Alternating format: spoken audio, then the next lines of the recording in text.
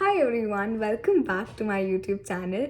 So finally the pre-board series almost starts. Question is, how and from where are we supposed to study English core?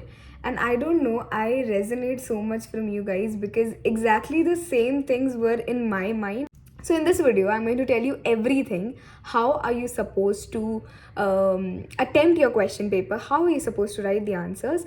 I had posted the first part back in August, so you can see that video about how are you supposed to study. In this video, we are going to deal with how are we supposed to attempt the paper and how are we supposed to revise everything that we have learned. So we will have to deal with this subject very delicately because ये subject ना बहुत बहुत interesting हो सकता है when it comes to your result और फिर बहुत depressing हो सकता है when it comes to your result.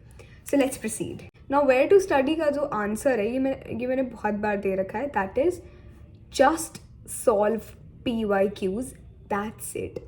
And कहाँ से मिलना है? In the next few seconds you will realize कि कहाँ से आपको PYQs लेने हैं.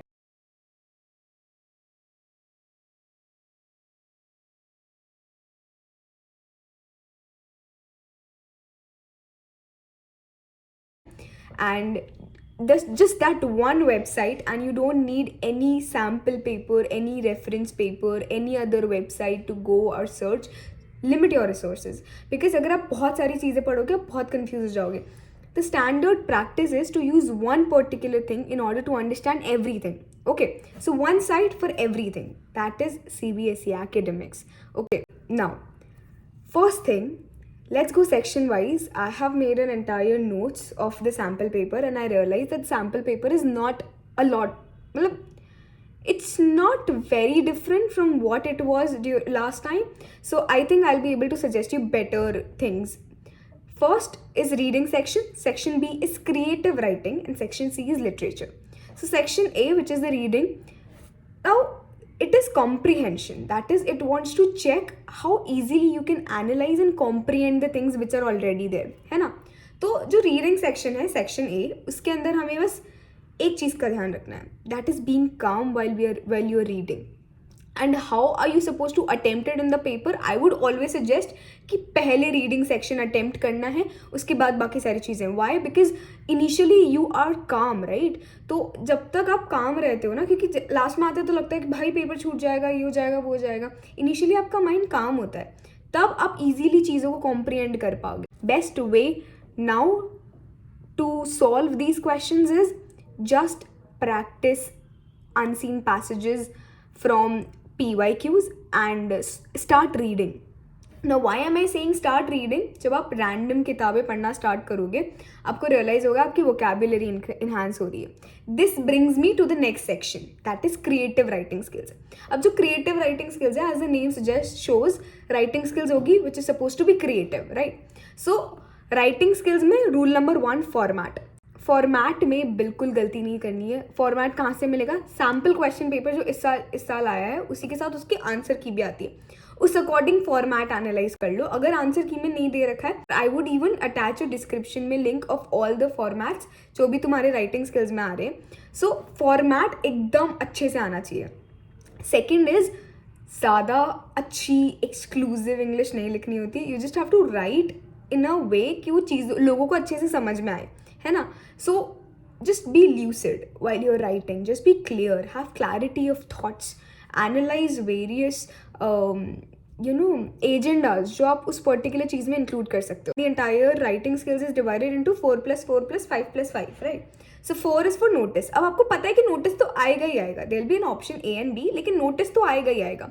उसका पूरा फॉर्मेट याद कर लो. एंड नोटिस में पता है it is so easy to get marks because कुछ बदलना ही नहीं है, बस डेट की जगह कोई और डेट आ जाएगी, टाइम की जगह कोई और टाइम आ जाएगा, नोटिस अबाउट व्हाट वो डिफरेंट हो जाएगा.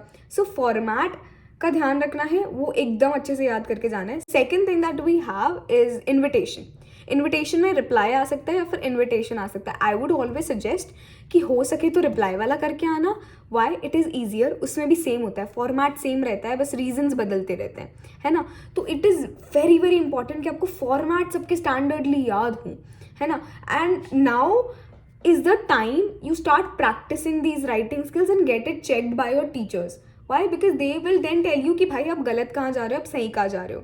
Then the third thing is letter और जॉब एप्लीकेशन, जिसके अंदर ऑप्शन आएगा. Now a wise man is going to focus on one particular thing only, and I would suggest you to focus on letter to editor rather than job application. Why? Job application बहुत ज़्यादा लेंदी होता है, आपका paper में इतना time नहीं होता कि आप जॉब एप्लीकेशन करो. But again, two conditions. One, if you feel like I can write good, or I think I know various things that I can write about, and letter to editor is very easy. We have been doing it from class 7th. तो वो लोग वो करेंगे. Second, जिन लोगों को लगता है कि भाई शायद जो मैं लिखती हूँ वो एकदम अच्छा नहीं है एंड मेरी ग्रामेटिकल एरर्स हो सकते हैं, स्पेलिंग एरर्स हो सकते हैं, बहुत सारी चीज़ें हो सकती हैं, उन लोगों के लिए जॉब एप्लीकेशन होता है. क्योंकि जॉब एप्लीकेशन में क्या होता है ना, पहले आपको रेज्यूमे बनाना होता है, देन उसके बाद उसका एक लेटर लिखना होता है. तो कितना लेंदी हो जाता है, इस चीज़ का ध्यान रखो. और जितने ज़्यादा वर्ड्स आप इंक्लूड करोगे उतनी ज़्यादा चांसेस होती है कि आपके स्पेलिंग एरर्स हो सके. So depends on you. I had done letter and I would only suggest you to do letter. ठीक है. Then the next thing is article और report. I would suggest you doing an article and not a report. The reason भी मुझे लगता है report बहुत technical हो जाती है, व्हाट, वेयर, व्हेन, हाउ, ये सब याद रखना पड़ता है. बट आर्टिकल में you have independence of thoughts. आपको क्या लिखना है क्या नहीं लिखना है आपके ऊपर होता है.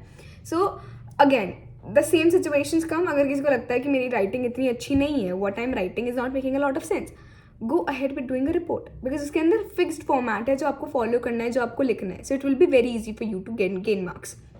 नाउ ये जो लास्ट की दो चीज़ें थी, the wise man is going to just practice one thing but will also know the formatting of other particular options also. That is, I only practiced letter to editor, लेकिन मुझे job application का format पता था. Why? Because when I know कि in the paper मैं letter to editor ही attempt करूँगी come what में, अनटिल अनलेस एक ऐसे टॉपिक पे आ जाए जो मैंने कभी सुना ही नहीं, मैंने कभी पढ़ा ही नहीं, जिसके ऊपर मेरे को कॉन्टेंट ही नहीं है, तो मैं जॉब एप्लीकेशन पे सर्च करूँगी. That is I was 90% sure that I only attempt letter to editor. तो अपनी चॉइसेस पहले से बना के चलो, right. It will be very easy for you paper के टाइम, बिकॉज आपको ज़्यादा सोचना नहीं पड़ेगा, है ना. I think creative writing skills में फॉर्मेटिंग, स्पेलिंग एरर्स का ध्यान रखना है, एंड बस जस्ट बी श्योर कि जो आप लिख रहे हो is making sense.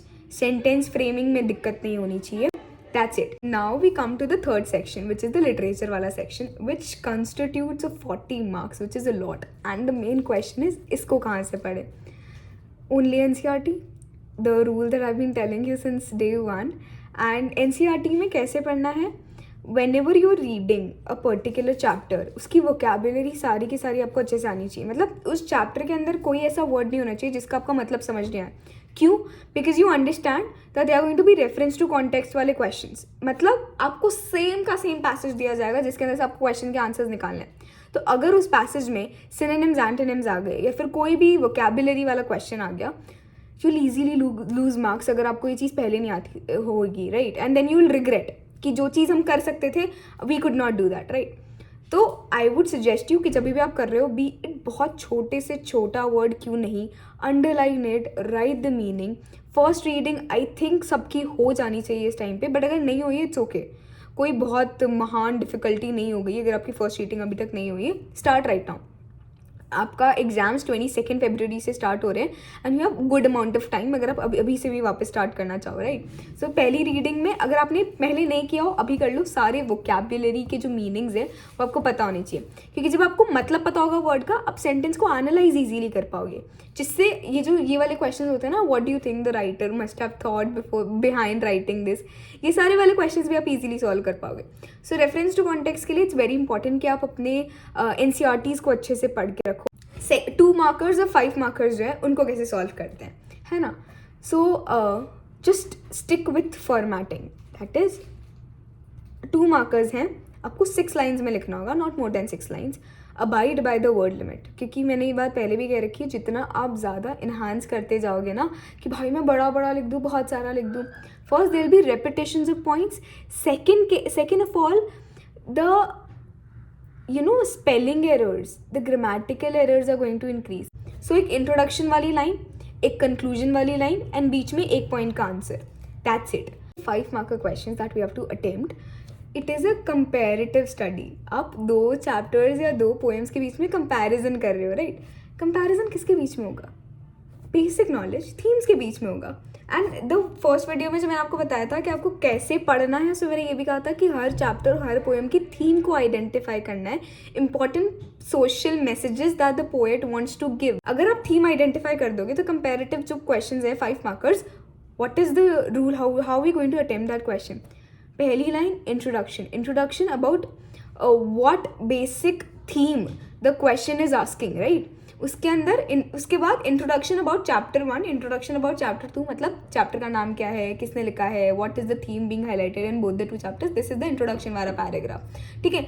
Main body वाला जो पैराग्राफ है उसके अंदर आप वो सारी चीज़ें लिखोगे जिसके ऊपर आपका पूरा का पूरा आंसर बेस्ड है, ठीक है। उसमें भी 3 पॉइंट से ज़्यादा नहीं मेंशन करने। देन कंक्लूजन वाला पैराग्राफ में you are just going to repeat what you have written in the main body in 2 lines, है ना। तो ऐसा करके आप कंक्लूजन करके लिख दो। Now I have told you how you are suppose to write answers, I have told you how you are suppose to attempt the question paper, how you are suppose to study, ये मैंने first video में बता रखी है। You can just watch that video down, ये मैं description में भी डाल दूंगी उस वाली वीडियो का लिंक, ठीक है। So what happened after my pre-board 1, I had to miss my pre-board 2 because I had some event, and उसके बाद से I used to just take print out of the entire question paper. I used to sit in my school, in my classroom for 3 hours straight and attempting that particular paper and then get it checked by my own teacher so that वो मुझे बता सकती हैं कि कहाँ कहाँ मैं गलत कर रही हूँ। And no teacher is going to deny checking your papers अगर आप उनके पास लेके जाते हो तो। So I would just suggest you कि जितनी हो सके एक्चुअल प्रैक्टिस करो, मतलब 3 घंटे का टाइमर लगाओ and then you start doing it. And pre boards के लिए don't panic a lot, pre boards के कोई मार्क्स कहीं ऐड नहीं होते, it is just to give you that environment कि भाई पढ़ना कैसे है, और अ वार्निंग कि it's high time guys study, ठीक है। इसके अलावा प्री बोर्ड्स का कोई मोटिव नहीं होता है, तो पैनिक नहीं करना है, सबसे पहली बात।